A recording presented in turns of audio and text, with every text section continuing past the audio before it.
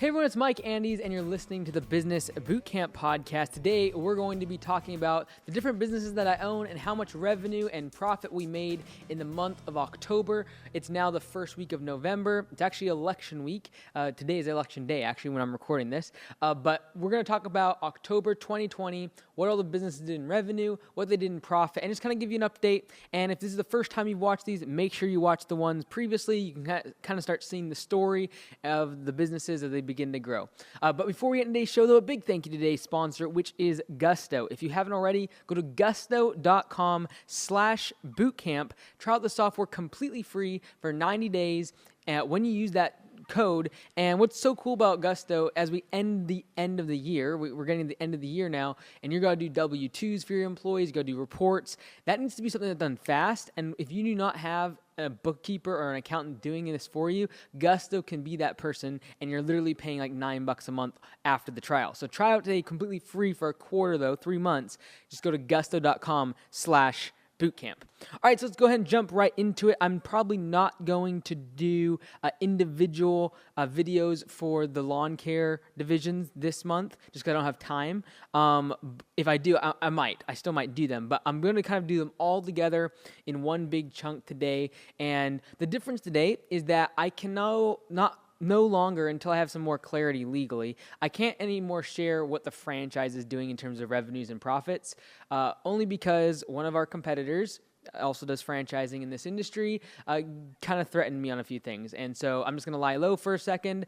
Of course, I don't think I agree with it, and I feel like what I was sharing was not illegal, and I will try my utmost to get that all taken care of. But for now, I'm going to lump the franchise in with all the stuff I do with the media and the podcast and the course and all the rest of it. So a little bit different than previous months where I went into more detail. This month, I'm going to have to be a little more generic on that subject just to make sure that we're doing everything right. I'm happy, though, that our competitors in the franchise world of lawn care are mad at me, because it means that they know we're going to be a stiff competitor. And we are.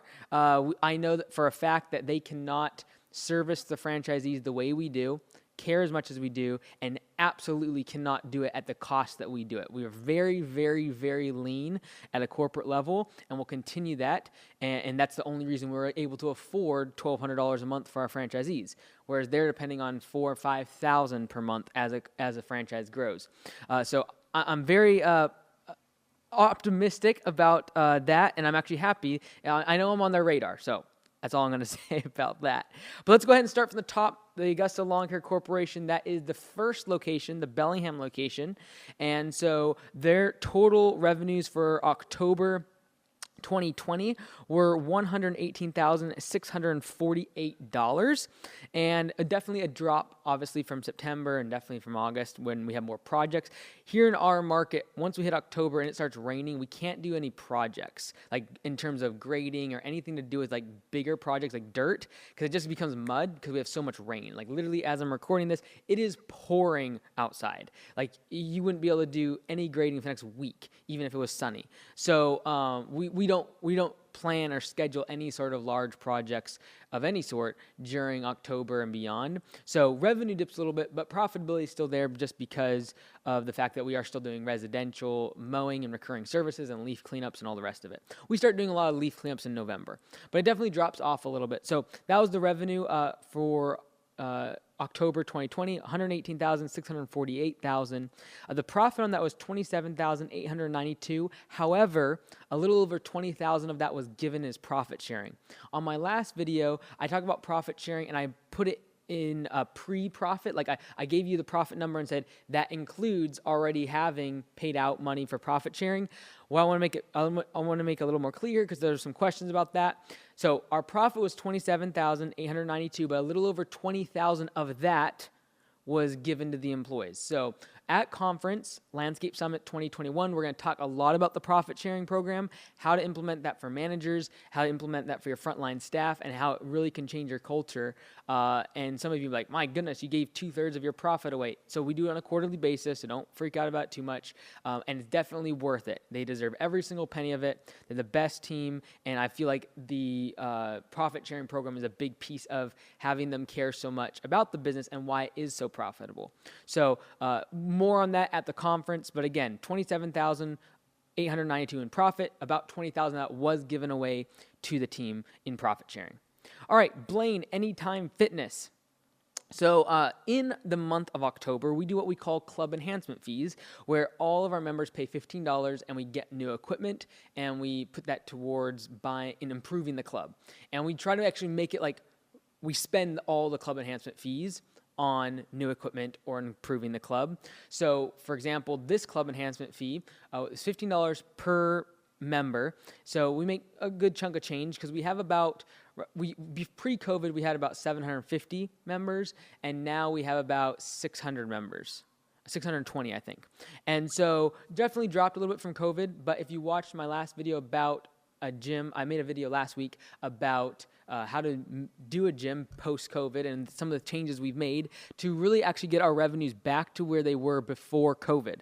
So we're pretty much right back to that level by using training, and we're really focusing on creating very expensive packages for training comparatively to just a regular membership. So, a regular membership might sell for $50 a month, and we're going to be selling packages for $400 and up for training per month. And so definitely increasing the lifetime value of the customers. We've been working on that. And so our revenue for October 2020 includes the club enhancement fee. So that's why it's a little bit higher than last month. The total revenue was $46,830, and our profit was $16,010. All right. And that includes, we do a little bit of the profit sharing for the trainers as we begin to grow. That's all wrapped up like as a cost before the profit. That profit's like actual bottom line.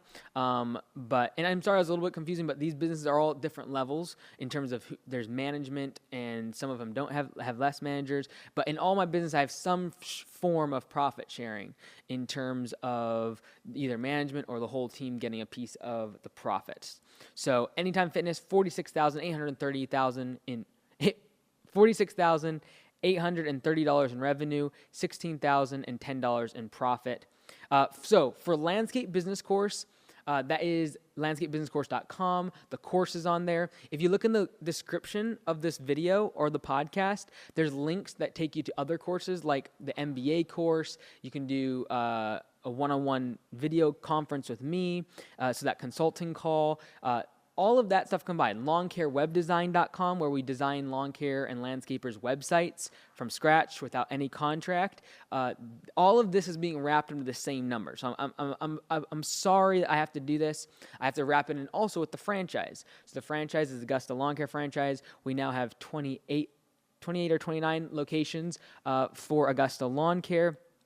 And so that's been growing really well, and it's become finally where it's sustainable, and we're able to start investing more and more into servicing the franchisees by bringing in more staff for helping them and really getting them going. So especially 2021 spring is when we're going to be bringing, like Liz is moving from the Bellingham location into moving to helping with the franchisees exclusively, and that's going to be as we can afford it into next spring.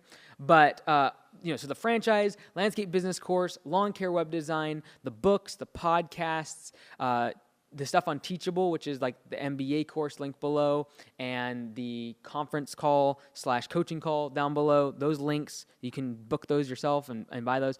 All of this is wrapped up in this number. And that total for October was $113,239. And the profit was $68,729. And I know that seems really, really high. And the reason for that is because of the conference. So you definitely should be signing up for the conference, because you can see here we're getting a lot of people signing up for it, and it's going to fill up pretty soon. So Landscape Summit 2021 is happening in January, and what happens is obviously people are buying tickets now, but the bulk of my costs aren't going to come out until December and January, because the caterers for the food, the venue, all of that, some of it you have to pay for deposits, but then most of, like, you're going to see this massive deficit in January, and you're like, oh my word, he's losing money. No, it's because right now I'm collecting the money for the conference tickets, and then we give it all, we have to give it all away to all the vendors and the sound equipment and all the rest of it, and having my team there for the whole week. So all of that gets spent. Not all 68,000, but a big chunk of that's going to get spent for the conference. And so that's why that revenue is gone up dramatically, and as well as we did sell some franchises through the month of October. So that helps obviously as well. But the bulk of that, the big jump there, is because of the conference and people buying those tickets. So definitely go to landscapebusinesscourse.com/conference, sign up today, bring your spouse. Yesterday, one of our franchisees is bringing 7 people with him, and just showed the commitment to the team, and they value it. They see it. And we've done the same thing at our local team too, taking the events where it's just a bunch of owners and we bring our entire team, and it changes the culture. So hopefully that makes sense. That one's a big one. I know it's a big jump in terms of revenue and profits, and that's mostly due to the fact that I had to group the franchise in with all the other stuff. And I hope in the next few months, hopefully by 2021, I can get the legal thumbs up to split those back up. But right now, we're kind of being threatened a little bit. And that's fine. That's very good. It means that we're doing the right things in the franchise, and a lot of pressure is being put on these franchisors that, in my opinion, are doing wrong practices by their franchisees. And there's a reason why I'm just going to, if they're going to come after me, I can say a little bit about them. There's a reason why in the past 2 years, their franchise numbers have gone down, and in the past 12 months, we've almost sold 30 locations. There's a reason why, because we're putting the franchisee first, number one, and they put dollars and cents. That's just the bottom line. And so, anyways, all right, Mount Vernon, Augusta Lawn Care of Mount Vernon. So this is an interesting one, because now with it slowing down in our market a little bit, we no longer have 2 employees down there, and so when next month's revenue comes in, it's going to come down significantly in Mount Vernon, because now it's just Tim working, and then 1 employee only, like a tiny little bit, like maybe once a week. And so his revenue for October 2020, so if you don't know, the Mount Vernon location is an Augusta Lawn Care franchise, and it operates about 45 minutes down south of our first location, and it is run by a general manager. And I have not been down there this entire, probably at least 4 months now, 3-4 months, and before that, probably 3 or 4 months. So I'm hardly down there. I talk to Tim maybe once a month about business, and we have a business meeting. But that's what I do with all the franchisees. So he's really treated like a franchisee. He has command center that answers all his calls, does all his emails, does all his estimates and scheduling and invoicing and the whole 9 yards. And so just a really, really efficient operation. So Tim down in Mount Vernon, he did $21,752 in revenue. And in profit, he did $7,305 in profit. But then there was a profit sharing, a little over $7,000 that went to profit sharing. So basically broke even, bottom line, but that was because profit sharing happened that quarter, and $7,000 in profit sharing went to him. And again, we're going to talk a lot about profit sharing at the conference. Definitely want to be there. We're going to talk about the manager model like we're using in Mount Vernon, and then we're going to talk about more of the model that we're using in the local shop that's much bigger, has a lot more employees, and how to involve the actual laborers and the team into the profit sharing. So really, really interesting. I hope you can come for that. Also, for most of you, you know that I do some investing, and so investing in stocks this month was really, really interesting. October, first 2 weeks of October, the market just took off. And so midway through October, when we were traveling actually back from our trip, so Josh and I at the beginning of October traveled all around the country, visiting all the franchisees, about 10 of them, and it was great. On the way back, I actually sold quite a bit of stocks, and I vividly remember it because I was on the plane and just like, okay, this is getting crazy, and it was just like the market had just gone like 4 days straight, just very, very steep high. So I sold off quite a bit.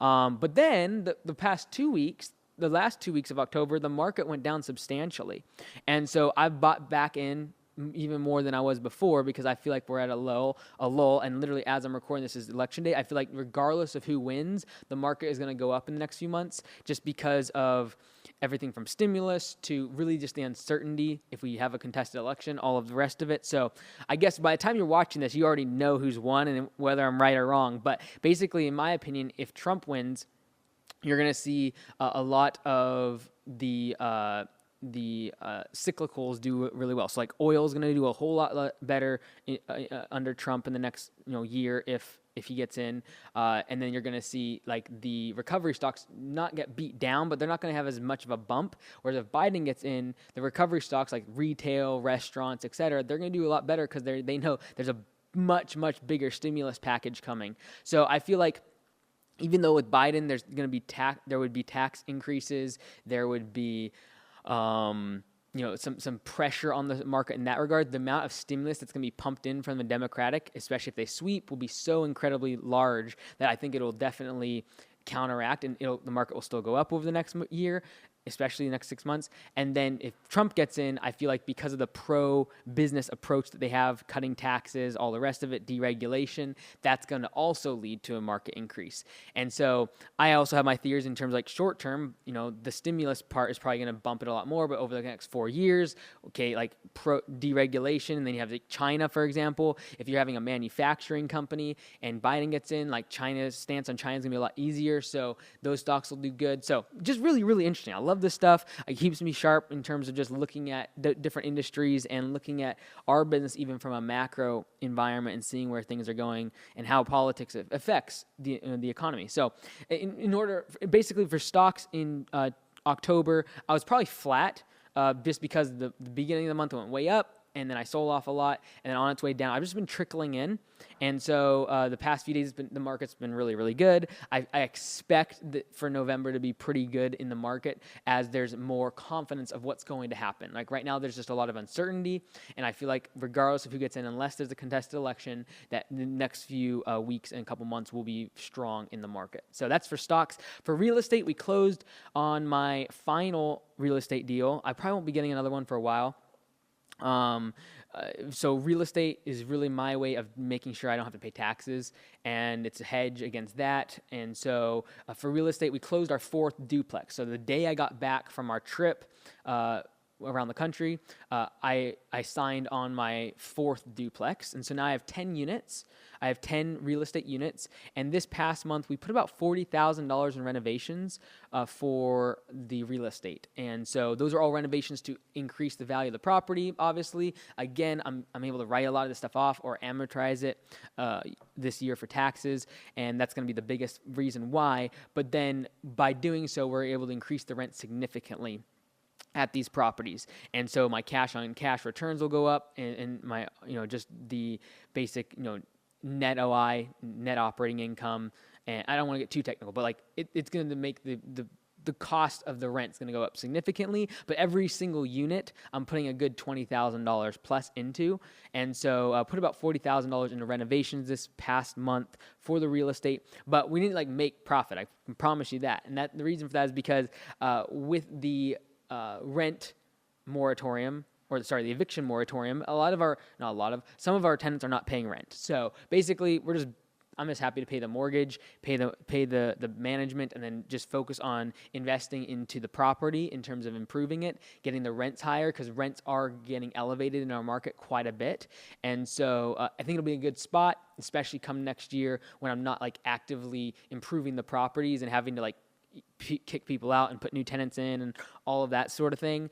They'll start cash flowing really well. And so I look forward to that because we are going to be building a new headquarters for Augusta and in the next year. So we're already started to look for the property and things like that. All the money from Augusta Lawn Care Corporation, the franchise, Mount Vernon, all of that's going to be kind of collected over the next year. All of that's going to be saved. Parts of that's going to be saved to go towards the new headquarters because we want to build a place where we can bring everything together. Right now we have 3 different offices in terms of the Bellingham location, their shop, and then we got the command center and the franchise, and then we got the studio. This is where I'm recording right now, the studio and the franchise training, and all of that's here. So we want to bring that all under one location, and so that's going to take a lot of money. And so we have to do it on commercial land. We have to get everything built. It's going to be expensive, but I feel it's going to be really valuable to bring it all under one roof. We'll save a significant amount of money every month by not having to have them all split up, as well as just the cohesiveness for the culture between the franchise and a local shop, as well as when we train our franchisees,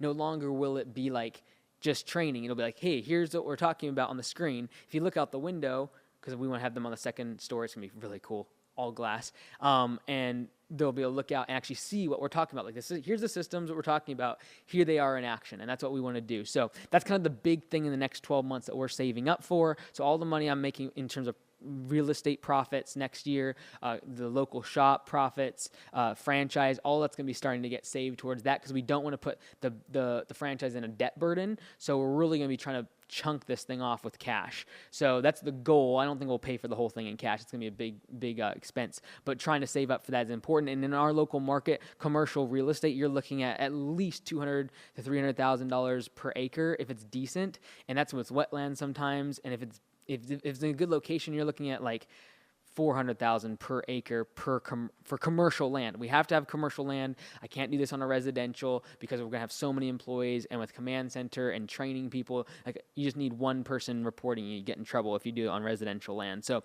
gotta do it on commercial land. We're gotta buy it. We're kind of done with the whole renting thing. We want to invest in a place for the long term, be able to have a place where the franchisees can come and learn a lot better, have command center all in one space, in one place. And so I'm really, really looking forward to that. That's where all the money is going to be saved, though, for the next 12 months. And we don't want to put it in a debt. The franchise, we're going to run that franchise like a lean machine. The same way that people ask me, like, how are you guys doing Augusta of Mount Vernon so efficiently when you're not even involved? It's because we have the systems in place, and that's what the franchise is built around. The same ways, like as we're building a Augusta franchise and we're building the corporate, we're doing the same thing. Like P4P is implemented for command center. Everything is super, super lean. We're not spending lavishly. We're very, very focused on cutting costs, being profitable as much as possible, and then taking that money and improving the service to the franchisees. And they'll sell themselves. I don't advertise for the franchise.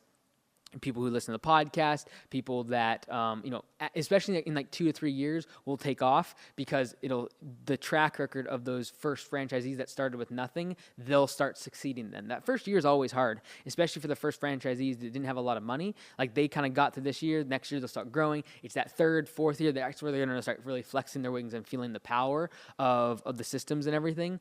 And so when that starts happening, that's when our momentum is going to take off. And we already know that like next year, we'll need at least 5 times as many people at command center. We're going to have almost 100 locations by the end of next year, so it's going to be a lot of fun. Anyways, thanks so much, everyone. I appreciate you kind of hanging in here for the journey, the story. I know for some of you this is inspirational. For some of you, this is, you just kind of want to stay abreast of what's going on here. I know some people are just watching. I know some of you are my competitors in the franchise world, and you're watching to see what we're doing. So anyways, thank you so much, everyone. You're listening to Business Bootcamp Podcast. I'm Mike Andes. Until next time, be great, because nothing else pays.